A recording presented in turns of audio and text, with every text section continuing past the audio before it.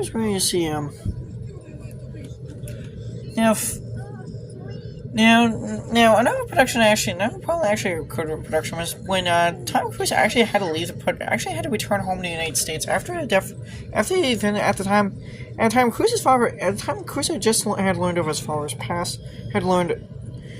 Cruise's father had just passed away, had unexpectedly passed away, so he had to return to the United States. And allegedly he actually didn't actually find out about his family tragedy until it actually led to production being interrupted again. So production got interrupted twice. Now, Tom Cruise over the years, and this movie also had editing deal. Now, Tom Cruise over the years has actually admitted, he actually publicly kind of distanced himself from this movie. He actually admitted he actually hadn't seen the film since its initial release. He admitted that he had only seen a rough print of the film. The last time he had seen the only time he had seen it was a rough print that he had watched with director Ridley, that him and Casper and co-star Mia Sara had seen screening it.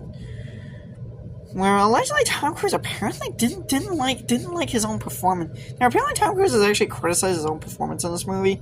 He called it one of his weakest performances of his career.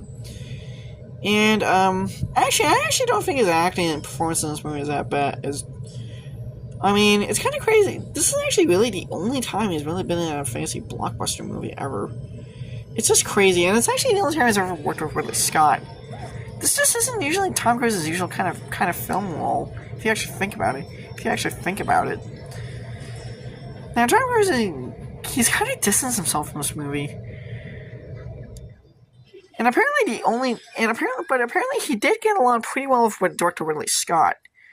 So I just don't know why he didn't work with him. I'm guessing he was so embarrassed by Legend, he was like, I'm guessing he just had felt kind of humiliated. I guess he just has a lot of kind of feelings of embarrassment for making this movie.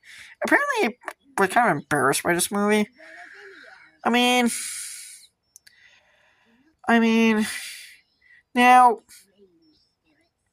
Ridley Scott, I believe, kind of for a while, I think, kind of disowned the initial U.S. cut. But later, but when the film came out internationally,